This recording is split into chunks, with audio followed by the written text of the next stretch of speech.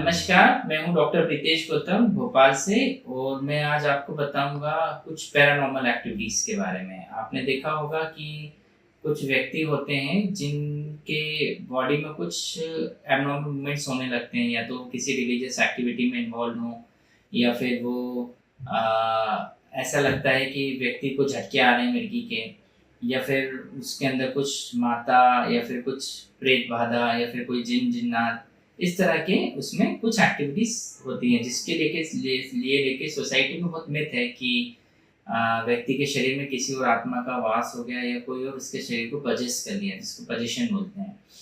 तो एक्चुअली में ये जो प्रॉब्लम है ये आपके दिमाग की सबकॉन्शियस माइंड, दैट मीन्स आपके दिमाग का जो अवचेतन मन है उसकी उपज है।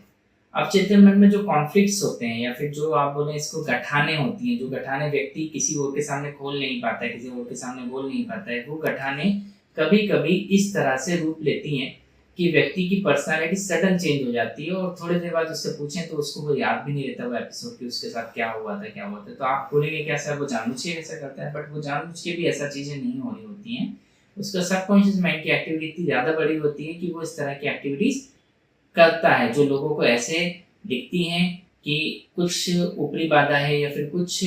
उसके अंदर किसी और का समावेश हो गया है, बट वो ऐसा नहीं होता है। उसके सब उसी व्यक्ति के सबकॉन्शियस माइंड की उपज होती है। फिर जब उस सबकॉन्शियस माइंड की कुछ मेडिसिन या कुछ काउंसलिंग से अपन उसकी एक्टिविटीज़ को कम कर देते हैं, सप्रेस कर देते हैं, तो ये एक्टिविटीज़ का होना खत्म हो जाता है। तो इसका मतलब ये हुआ कि ये पैरानॉर्मल एक्टिविटीज़ हैं, उनके पीछे भी एक साइंस है, मेडिकल साइंस है, और